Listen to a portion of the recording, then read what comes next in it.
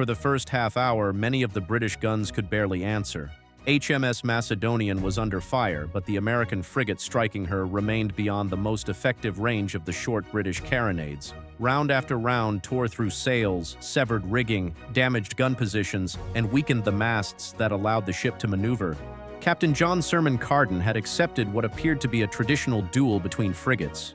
Instead, he had entered a carefully controlled engagement against a larger opponent whose commander intended to dismantle his ship before moving close enough to finish the battle. The American captain was Stephen Decatur. His ship was USS United States.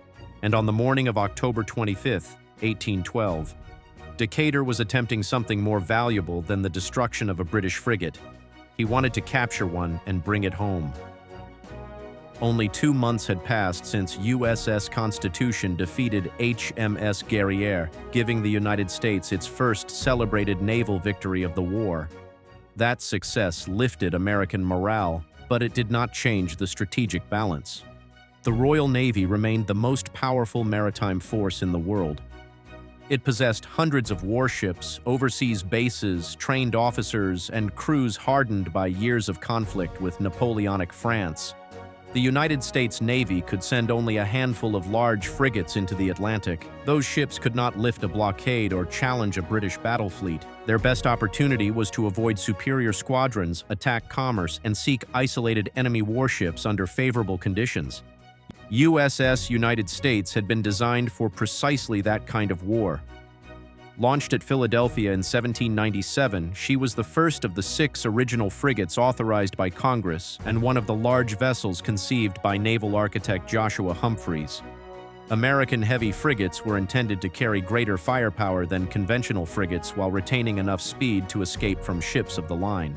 United States was broad, strongly built, and officially rated as a 44-gun frigate, although she carried more weapons in wartime. On her principal gun deck stood long 24-pounder cannons. Above them were heavy carronades for close action. Against an ordinary British 18-pounder frigate, her broadside was considerably heavier and effective at a greater distance. Stephen Decatur understood the ship personally. As a young midshipman, he had served aboard United States under Commodore John Barry during the quasi-war with France. By 1812, Decatur was already one of the most famous officers in the American Navy. His role in the destruction of the captured frigate Philadelphia inside Tripoli Harbor had made him a national figure while still a young man. But reputation did not guarantee success against the Royal Navy. Decatur now commanded the ship on which his career had begun, and he knew that a single defeat could deliver one of America's few valuable heavy frigates into British hands. United States initially operated with Commodore John Rogers' squadron. When the squadron sailed again from Boston in October 1812, Decatur eventually separated and continued independently into the Eastern Atlantic. His objective was not to follow a fixed enemy battle plan. It was to search an enormous ocean for British commerce and, if circumstances allowed, a warship that could be defeated without attracting an entire squadron. The farther he sailed from the American coast, the farther he moved from assistance, reliable intelligence, and friendly repair facilities. A victory could become a disaster if United States lost a mast or suffered damage that could not be repaired at sea. The British frigate Macedonian was also operating far from immediate support. Built at Woolwich and launched in 1810, she was a modern, lively-class fifth-rate, considered a successful Royal Navy frigate design. Captain John Stephen Decatur commanded approximately 300 officers, sailors, and Marines. Her main battery consisted of long 18-pounder guns supported by shorter-range carronades. She was neither obsolete nor incapable. She was a relatively new warship from the world's dominant navy. But against United States, she faced disadvantages in size, crew, structural weight, and the reach and power of her principal artillery. Popular accounts later claimed that Decatur and Decatur had met socially before the war, and even discussed or wagered on the result of a future battle between their ships. The story gave historians and artists an irresistible personal rivalry, but it does not appear as a central fact in the official reports written immediately after the engagement. The two officers may have known one another through Atlantic naval circles, and Decatur apparently recognized Macedonian when she appeared. Yet the outcome would not be determined by a dinner table prediction. It would be determined by wind, range, sail handling, gun drill, and the ability of hundreds of men to continue working inside smoke and confusion. At dawn on October 25th, roughly 500 miles south of the Azores, a lookout aboard United States reported a sail about 12 miles to windward. As the stranger rose over the horizon, her lines suggested a frigate. Both ships continued closing and began preparing for action. Gun crews cleared away ordinary equipment, opened ports, loaded weapons, arranged powder and shot, and made ready to repair damaged rigging. Marines took their assigned positions. Medical personnel prepared below. What had begun as a distant sail was becoming the kind of isolated encounter both navies had been seeking. Carden had choices. He could attempt to cross ahead of United States and fire along the American ship's length, a maneuver known as raking. Such a position could send shot through multiple sections of the hull while exposing the attacker to fewer guns in return. But crossing the American bow carried risks. If the timing failed, Macedonian could lose her advantage or receive a full broadside while maneuvering. Carden instead brought his ship onto a more nearly parallel course. His later court-martial examined this decision, but it did not conclude that he had tried to avoid the fight. The British court ultimately found that Carden, his officers, and his crew had behaved with determination and courage. Decatur approached the same problem from the opposite perspective. He did not need to rush into the short range at which Macedonian's carronades might become dangerous. His long 24-pounders gave him an advantage before many of the British short guns could respond effectively. If he maintained distance and damaged Macedonian sails and spars, he could reduce Carden's ability to maneuver. Then he could choose whether to close, rake, or remain beyond the most dangerous British fire. This was not a guarantee of victory. Long-range fire from a moving wooden ship was difficult, and a change in wind or the loss of a critical spar could reverse the positions. Decatur still had to make the plan work. At approximately 20 minutes past 9, United States opened the action. Her first broadside was inaccurate. Shot struck the sea or passed without producing the decisive damage Decatur wanted. Macedonian answered promptly, and British fire brought down a small spar aboard the American ship. For a moment, the carefully prepared advantage had produced little. If the Americans continued wasting powder at long range while the British found the rigging, Decatur's plan could unravel before the ships ever came close. The next American fire was more effective. Shot struck Macedonian's mizzen topmast and brought down the driver gaff, damaging sails and rigging essential to control. The loss did not stop the British frigate, but it reduced her options. United States maneuvered toward a position from which her heavier guns could continue firing into Macedonian's quarter inside. The American crews settled into their rhythm: load, run out, aim, fire, absorb the recoil, sponge the barrel, and begin again. Decatur did not need every shot to penetrate the hull. Hits on the rigging could be just as important because a sailing warship that could no longer turn or control its speed was an artillery platform its enemy could approach from the safest direction. On Macedonian, the difference in effective range became painfully clear. In his official report, Carden emphasized that the American position kept the ships so far apart during the opening phase that many of his carronades could not be used. His long 18-pounders continued firing, but United States could deliver heavier shot. The British crew tried to maintain its guns, replace damaged lines, clear fallen wreckage, and keep the sails drawing.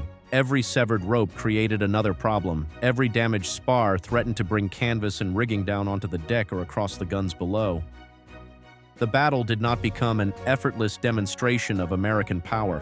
British shot reached United States, cutting rigging and causing casualties.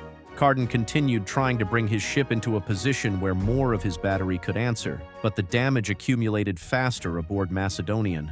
American fire struck gun carriages, pierced the hull, tore through the upper works, and progressively reduced the British frigate's ability to respond. Later examinations found an extraordinary number of shot embedded in or driven through her wooden structure. The numerical inequality mattered, but so did the disciplined way Decatur exploited it. He did not abandon the range that favored his weapons merely to produce a more dramatic, close action. One of the most valuable perspectives came from below the British quarterdeck. Samuel Leach, a young member of Macedonian's crew who later published an account of his years at sea, remembered the experience from the main deck rather than from the official cabin. His recollections were written years afterward and must be read with that limitation, but they preserve the confusion experienced by ordinary sailors. Guns recoiling inside a crowded wooden deck, splintered equipment, smoke restricting vision, orders passing through noise, and men continuing their assigned work without being able to see the larger movement of the ships. To an officer above, the engagement was a contest of position and range. To the crews below, it was a series of local emergencies arriving faster than they could be repaired. As the action continued, Macedonian lost additional sections of her masts and rigging. Her fore and main topmasts came down, adding more wreckage and taking away more control. Guns were disabled or became difficult to operate. United States, though hit, remained comparatively intact and maneuverable. Decatur could withdraw slightly, repair lines, replenish ready ammunition, and return under conditions of his choosing. Carden could not restore a complete sailing rig while still under fire. The duel was becoming a trap built from fallen spars and lost mobility. By around noon, Macedonian was in a condition no captain could reverse through courage alone. Her hull had been repeatedly struck, much of her standing and running rigging was destroyed, and a large portion of her crew had been killed or wounded. Decatur's official report listed 5 Americans killed and 7 wounded. He reported 36 British killed and 68 wounded. Later accounts sometimes produced somewhat different totals, partly because some injuries proved fatal afterward. Whatever total is used, the contrast was severe. Roughly a third of Macedonian's complement had become casualties, while United States retained the men, guns, and maneuverability required to continue. When the American frigate prepared to renew the attack from a commanding position, Carden ordered the British colors lowered. The decision ended resistance before another broadside struck a ship that could no longer fight effectively. It was not treated by the Royal Navy as an act of cowardice. The British court-martial later ruled that Macedonian had not surrendered until further resistance was impossible and formally acquitted Carden, his officers, and his crew. The court also expressed admiration for their steadiness against what it described as an enemy of very superior force. An American boat carried officers to the defeated frigate. Carden surrendered his sword, and Decatur took possession of Macedonian. The formal ceremony, however, solved only the first problem. Capturing a ship in the middle of the Atlantic was not the same as delivering it to an American port. Macedonian was badly damaged, hundreds of miles from friendly assistance, with wrecked rigging, fallen spars, damaged guns, and a crew divided between casualties, prisoners, and the men still capable of work. Burning the frigate would have been simpler and safer. Saving her promised a far greater prize and a far greater risk. Decatur assigned Lieutenant William Henry Allen as prize master and transferred American sailors to work alongside the surviving British crew. They secured the remaining foremast and mainmast, cleared wreckage, repaired lines, and constructed a jury mizzenmast. The improvised rig effectively converted Macedonian into a reduced sailing arrangement capable of crossing the Atlantic. The work took roughly 2 weeks. During that time, both ships were vulnerable. A heavy gale could destroy the temporary repairs. A British squadron could recapture the prize and perhaps take the damaged American frigate with her. Decatur abandoned the remainder of his independent crews and chose to escort Macedonian home. That decision created the final act of the operation. The ships had to cross an ocean with a captured frigate that could not sail as she had before the battle. Prisoners had to be guarded and fed. Damaged structures required constant inspection. Pumps, sails, and jury rigging had to function through Atlantic weather. United States could not simply race ahead. The value of the victory now depended on patience, the same quality Decatur had shown when he refused to close too quickly during the engagement. On December 4th, United States and her prize entered American waters and reached New York. The sight carried a meaning that the burning of Guerriere could not. Macedonian had not disappeared beneath the Atlantic. A modern Royal Navy frigate was physically present in an American harbor, her damage available for inspection and her captured identity impossible to dismiss as rumor. Crowds celebrated Decatur and his crew. Congress awarded honors. The government purchased the prize, and money was distributed to the victors. Macedonian was repaired, entered the United States Navy, and served for years under the American flag. The victory did not end British command of the sea. It did not lift the blockade, resolve the maritime causes of the war, or reduce the Royal Navy's global superiority. United States was the stronger vessel in this particular duel, and British observers correctly emphasized that fact. But material advantage alone did not bring Macedonian across the Atlantic. Decatur recognized the difference in artillery, maintained the range that favored his guns, targeted the British frigate's ability to maneuver, preserved his own ship, and then accepted the risk of saving the prize. Carden, facing a stronger opponent, continued until his ship had been rendered incapable of effective resistance. The encounter therefore mattered for reasons more precise than national mythology. It demonstrated why the original American heavy frigates had been built. It showed that disciplined gunnery and control of distance could decide a sailing ship battle before boarding parties ever crossed the rails. It also exposed a difficult truth for the Royal Navy. Its worldwide superiority did not ensure that a conventional frigate could defeat one of the largest American frigates in an isolated single-ship action. For Decatur, the return of Macedonian was the most visible proof of his method. He had not merely survived an encounter with the world's dominant navy. He had chosen his distance, damaged the enemy's rigging, compelled a surrender, rebuilt the defeated ship at sea, and escorted it into an American harbor. The victory began with a broadside that missed. It ended with the captured British frigate sailing beneath the authority of the nation she had been sent to fight. And the sequence was not over. Before 1812 ended, USS Constitution would meet HMS Java off the coast of Brazil in a battle even more violent and unpredictable. That confrontation would provide the next test of whether America's early naval victories were isolated surprises or evidence that Britain had encountered a new kind of opponent at sea. Thank you for staying with us until the end. Subscribe to DWWA now and turn on notifications so you do not miss the next great story of war, legendary ships, and the commanders whose decisions changed history at sea.